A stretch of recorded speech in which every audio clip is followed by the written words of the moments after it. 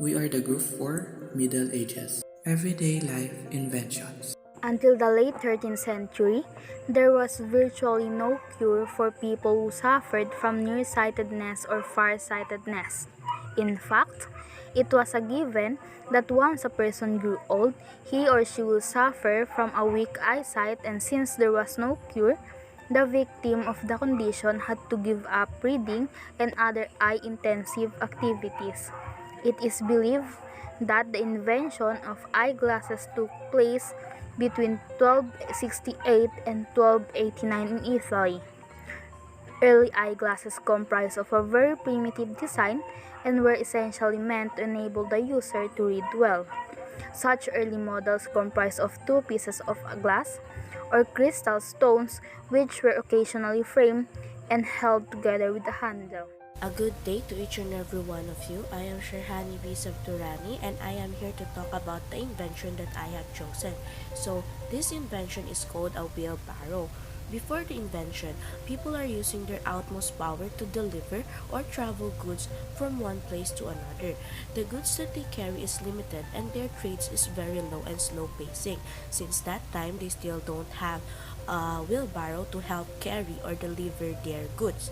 So there are also social, political, cultural, and economic contexts in which the invention was made. So let's start with the social.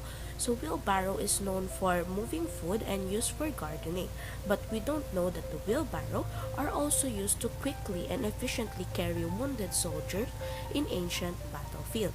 So for political, during the Han Dynasty, wheelbarrow is used as a form of military technology.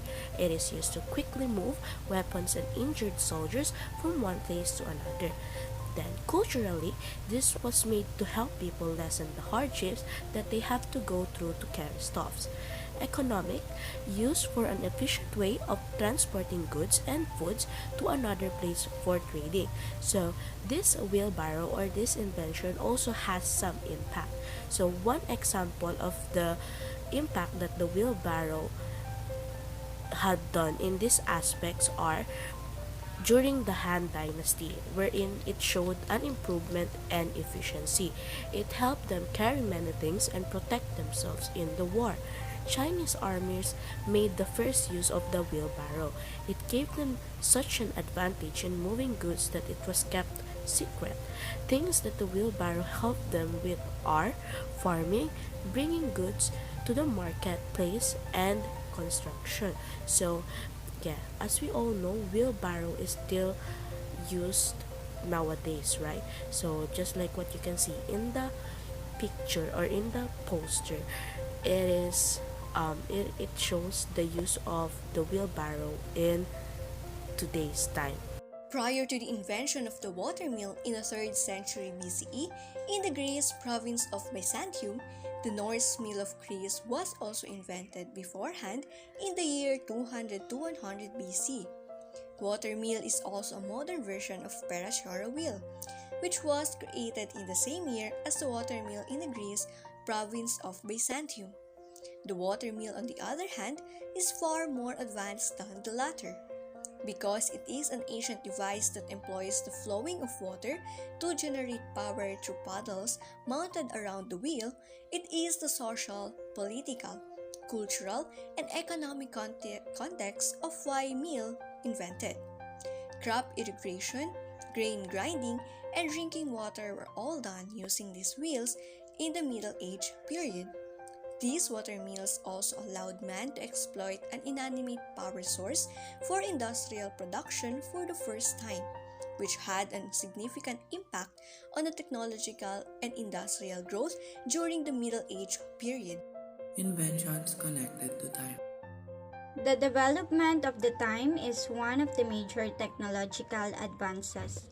The time's social and cultural impact can be traced all the way back to the Middle Ages.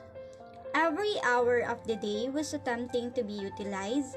People went to bed when the clock told them to, rather than when they were tired, and the same was true for meals. The creation of clocks had a significant impact on history. Because of the time invention, people were accurately keeping track of time. The first hourglass or sun clock is said to be appeared in Europe in the 8th century AD. No one is exactly sure who invented the hourglass or how it came to such widespread popularity. It was likely first used on ships because the bobbing waves did not affect its accuracy. Ships could use them to navigate. The flow of their sand was less affected by waves than water clocks, and time was able to be standardized across the world. They were the first dependable, reusable, and fairly accurate means of measuring time and would be only superseded with the invention of the mechanical clock. Livelihood inventions.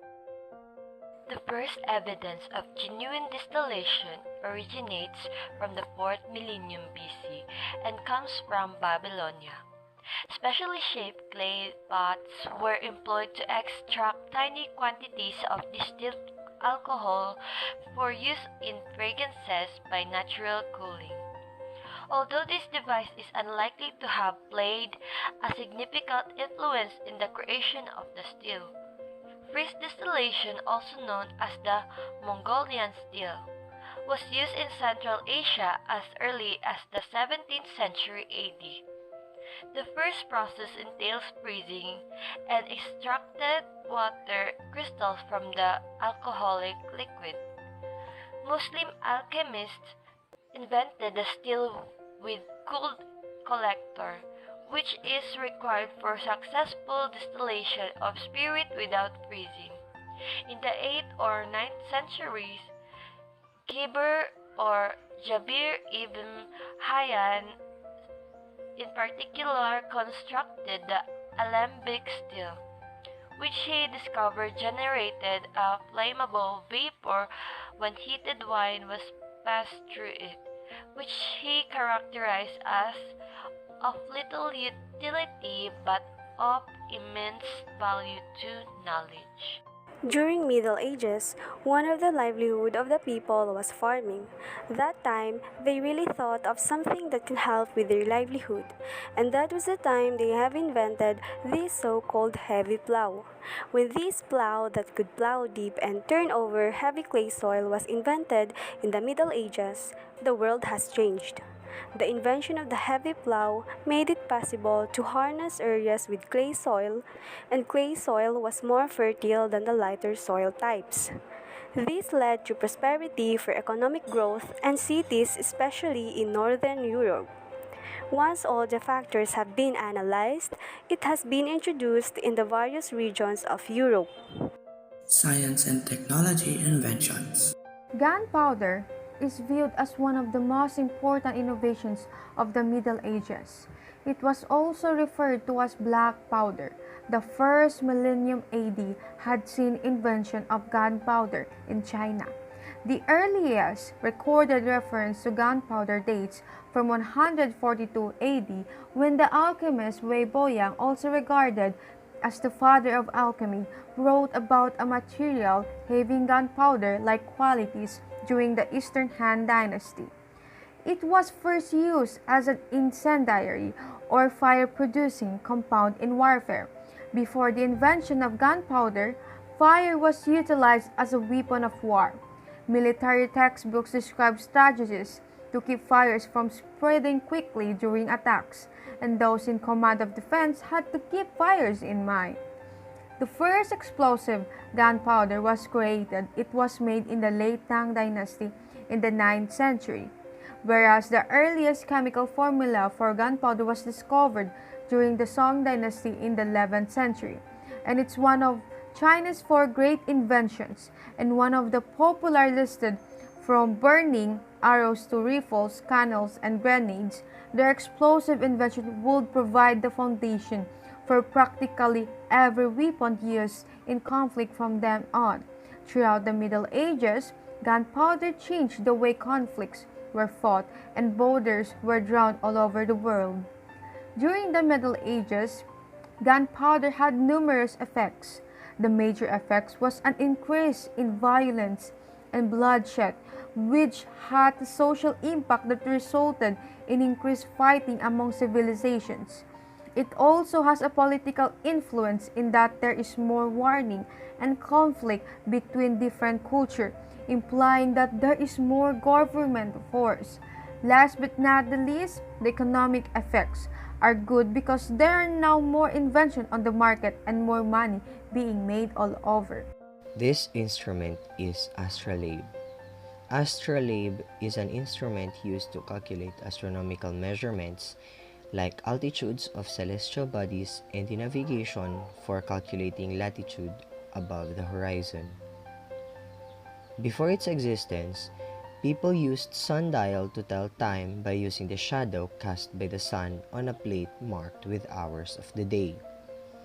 Through the invention of the astrolabe, long voyages across oceans became possible, and because of this, trades, export, and imports became accessible, thus further strengthening economic growth as well as political relations and cultural exchange.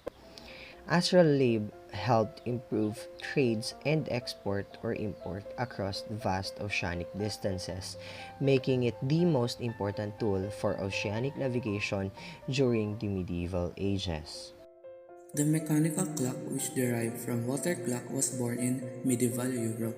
The first mechanical clocks were large devices made of iron. The mechanical clocks enabled people to measure time in ways that were not possible before. The social and the cultural influences of the clock can be traced way back to the Middle Ages. It was during the 16th century that a more significant cultural shift happened when the clock became a symbol, not only a mechanical device.